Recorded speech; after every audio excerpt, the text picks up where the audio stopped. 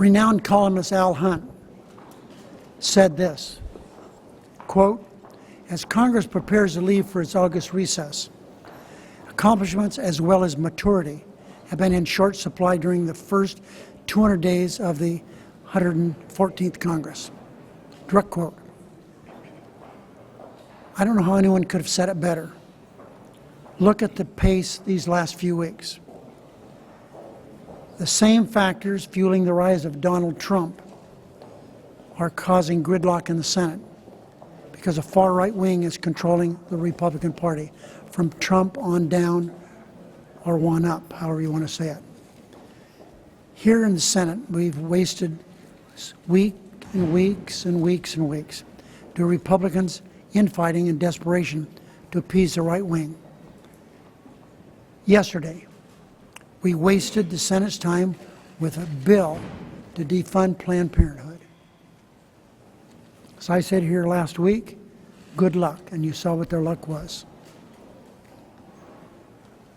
This bill would have limited access to critical health care services, including contraception, breast and cervical cancer screenings, and wellness visits for American women. But the far right dictated to this Republican-controlled Senate that they should do what they're told to do. Far-right demands for the 60th vote to repeal Obamacare caused a highway bill to drag on for weeks.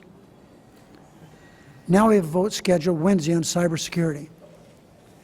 Now, I think a lot of you will remember how we worked for years to get a vote on that. We're finally able to get a vote, and they stopped it. What was the first thing said when we got our bill on the floor? Senator McConnell came out and said the First Amendment will be an amendment to repeal Obamacare. We never moved beyond that. They killed this very, very good bill that was a composition of 5 different committees. So,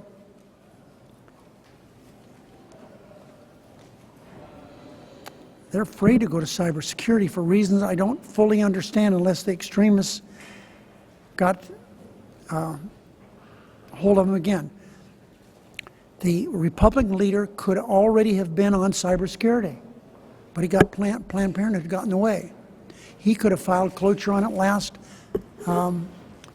Thursday, whenever he filed on Planned Parenthood, but he didn't do that because he wants to drag this out, I guess, until the recess is over and then move on to the very limited period of time we have to work on Iran. We're wasting days on this legislation right now. Listen, this legislation is so simple to work on. We have a bill. We have a handful of senators, but it's probably a hand with more than 5 fingers on it, of senators who want to offer some amendments. They're not efforts to kill the bill. Their efforts have come out of, as one senator said today in the meeting we just had, he's been working for years to have some changes in what happens with cyber. For years. He wants to offer an amendment. Other senators do also. We're willing, and we're willing to have relevant amendments. We're willing to have time agreements on those amendments. It appears to me this is an effort just to stall and stall and stall. So Senator McConnell come out and say, see, they killed cyber.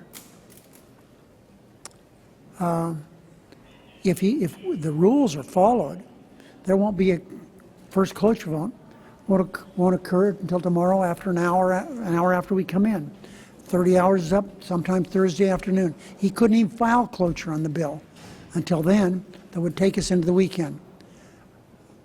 I don't think there'll be a lot of us around here this weekend. And so that means that would push over until we get back here. Remember, we come back on the 8th, and the final decision on Iran has to be on the 17th. And that's, we have a holiday that we celebrate every year that's going to kick off it, will wipe out a couple of days of that short period of time. So it seems to me that what Al Hunt said, accomplishments as well as maturity have been in short supply in this 214th Congress, and that certainly is true. Senator Durbin. I want to thank my friend and the leader on our side, Senator Reid, for expressing the sentiments that we felt at lunch. There are two things that are obvious. We are not going to take up the budget before we leave in just a few days, and we're going to have a real challenge, even taking it up in September. Coming back and facing the Iran agreement vote, which will consume our debate time along with the planned Jewish holy days until the middle of September, and then toward the end of the month, another Jewish holy day and the visit of the Holy Father. So there's very little time left in September for us to seriously consider the budget. We've been standing in front of this podium now since June, asking Senator McConnell and the Republican majority to face the reality that our budget is going to expire at the end of September. We should have rolled up our sleeves weeks ago and started this conversation between the House, the Senate, and the White House to come up with a budget for America that is fair not only to the Department of Defense, but to all the other critical agencies of our government. Sadly, we won't be able to reach that this week. I wish we had. Secondly, I think we should end on a positive note. The tone in our caucus luncheon was very clear. If members on the Democratic side are given a chance to offer amendments they've been working on in some cases for months and years, if they're given a chance to offer those amendments, we can move to this important bill, and I think we can finish it.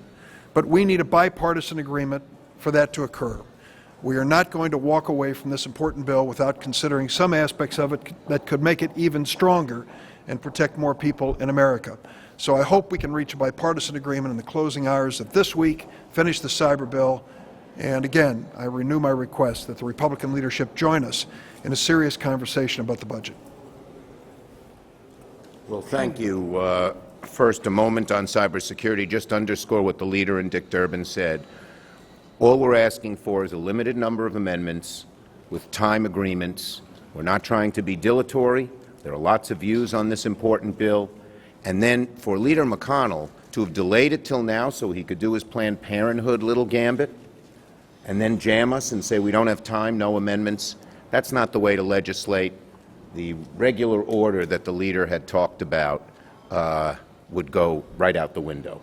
So we're willing to do time agreements, get this done this week, fair number of amendments from each side. On the budget and on what happened yesterday. Senate Democrats stood up and successfully protected access to health care for millions of women across the country.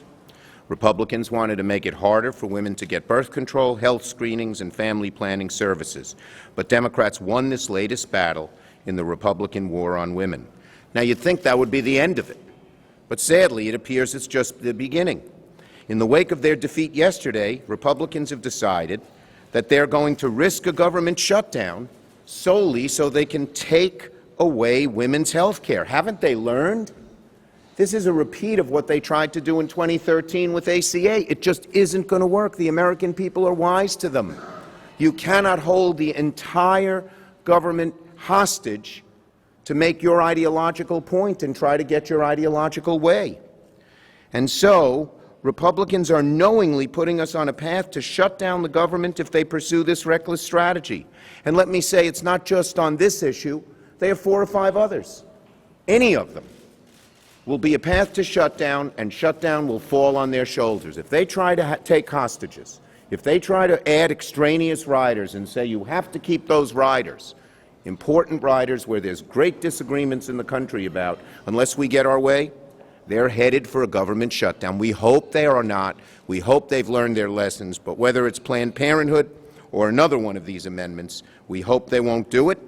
We do know the dog whistles on the far right are sounding their call. And so far, it seems Republican leaders are willing to answer it. We're urging them to think twice because it's a policy that's bad for the country and bad for their party. Our message to our Republican friends today is this: Tune out the extreme voices of the far right of your party. Turn back from a reckless shutdown strategy. Start working with Democrats now on avoiding a confrontation when we return in September. At first, they thought they could jam, when it comes to the budget, they thought they could jam us. Not even talk to Democrats, allocate the money to the different areas the way they wanted. Well, they saw that didn't work. So now there's one choice, or two choices. One, sit down and negotiate with us. We know we won't get it all our way and you won't get it all your way, but you can't get a budget done. You can't get agreement on how the government spends its money done without a bipartisan agreement. That's how this place works. Plain and simple, we're asking them, pleading with them, sit down and negotiate. Don't wait till September 27th and try to jam through something. That's the only thing that makes sense. And second, no hostages, none of these extraneous riders. None of them. That doesn't work in a budget agreement. If Republicans continue down the path they're going, they'll be shut down the government, they'll be blamed and forced to relent. Why go through that?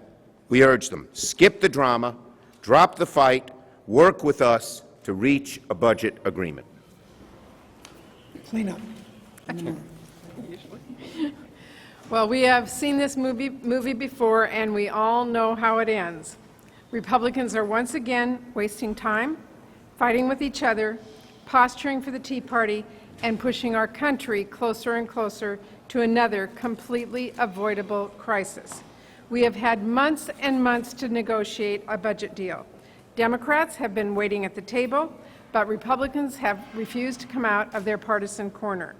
And not only have they refused to join us, they have wasted time with political games and partisan show votes like this latest attempt to take away health care for women and families across the country. Well, now we have less than 2 months, but instead of joining us at the table, they are making sure they have their hostage demands ready to go. Senator Cruz, who, by the way, remember, led the Republicans into the last government shutdown, is now trying to grab the reins once again to shut down the government to defund Planned Parenthood. And the Republican presidential frontrunner, Donald Trump, announced today he agrees. And far too many Republicans are following that lead. So Republican leaders need to step up to the plate and take control of their Tea Party fringe.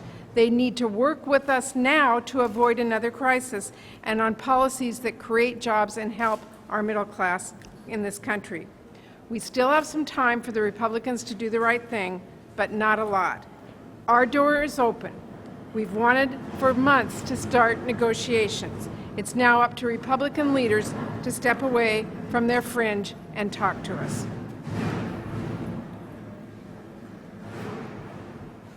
It's the drums of war.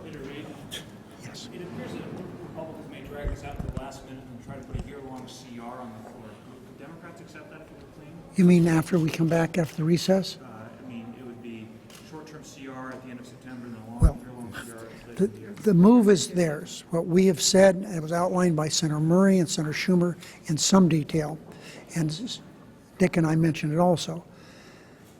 Let's see what they're trying to do. There is no such thing as a clean CR in the minds of the Republicans. They have to stick something on it, which they will do. When I say something, it'll be a lot of stuff, as we've seen by every one of their individual appropriation bills in the Senate and in the House. So we believe that we have a certain demands that we think are fair. The American people agree with us, that we should make sure that defense and non-defense are handled in a fair manner, equal increases or decreases, and both of them should be the same. And we feel that that there's not too much that we can do other than send a message to them. You should be negotiating with us. We're going to be holding events during the recess, focusing on some of the crazy writers they have in these bills that sends a message as how out of touch with America these writers are. So there's no yes or no answer to your question. Senator Reid, can you tell me, are you saying that you will, absent an agreement on amendments, you will vote against the motion to proceed, or are you okay with? On what bill are you talking about? On the cybersecurity bill. On cybersecurity, what I'm saying is that we are willing to get on the bill as long as we have votes on the limited number of relevant amendments we have. okay? But we're not going to just getting on the bill and offering amendments. We tried that on the highway bill. That went nowhere because he doesn't allow votes on them. Remember, he's the guy that talked about a robust amendment process in every bill. And that, in fact, not only that, there would be none of this Rule 14ing stuff. Well, this bill's an example of it. He's absolutely gone back on every one of those words. We believe there should be limited number of amendments that are relevant in nature. But we heard today that that one Republican senator said, I want to go to cyber and have a bill that would require auditing the Fed. That's something his dad's been trying to do for 40 years. It's not the four of us, any of the four of us. Yes. Okay. I'm continuing to be briefed on it. I've had several more briefings and discussions, and as I've said before, first, this is one of the most important decisions a senator or Congress member can make, and I am getting a lot of questions answered, questions about what happens if we have an agreement, this agreement, what happens if we don't have this agreement. The one thing I'll say is I'm going to study it carefully. I'm not going to let pressure or politics or party influence my decision. And then when I think my questions have been answered, I'll let people know how I feel and why. Plain and simple. What are some of those questions? I'm not going to get into those here. And we're having an all-members briefing tomorrow. So, Reed, what is to say on these budget negotiations? Also, the highway bill having been given a short-term extension. Also, the debt limit comes up in the fall. Tax extenders. What's to say this isn't all going to get all bottlenecked into the same sort of mess later in the year? I think that we're talking about bringing this to the attention of the American people earlier rather than later. We're not going to drag this out. If it's anything that we have to say about it, drag it on week after week. We think there should be decisions made, and we believe the White House will support us in our position. Senator Reed? Yes. I'm sorry, what? Yes, I know Senator Nelson told me. Who are the other two? Kane and Boxer, okay. What about you? What are you going to do? What's that? Well, I don't have one until September either. Okay? I'm sorry, what's the question? Will there be enough votes to uphold it? I don't, well, time will only tell. I think I've been impressed with every one of my senators. They have been very calculated in trying to get all the information they can prior to making a decision. I had a nice, fruitful conversation with Senator Nelson today. He is what a senator should be. He's looked at this from all different directions, and he decided to vote for it. That doesn't mean that a senator can be in a different position. They have to look at it from every angle that they feel is important and vote a different way. But the important thing is to follow the Nelson model and make sure you have a grasp of what's important to you and get your questions answered. Senator Reed? Yeah, last question. Senator McConnell said the way he's going to avoid a government shutdown is by negotiating with Democrats. Good. Oh, that's great. Have you seen any indication? I mean, is he... I checked with the White House today, not a word. I checked with myself today, not a word. I don't understand when this negotiation is going to start. We're ready. We've been ready, and we're going to continue beating the drum. Just because we're out during these next few weeks at home doing our work at home doesn't mean we can't negotiate. All of us, all this leadership team here, the White House, we're all ready to start negotiating anytime they want. Thank you very much, everybody.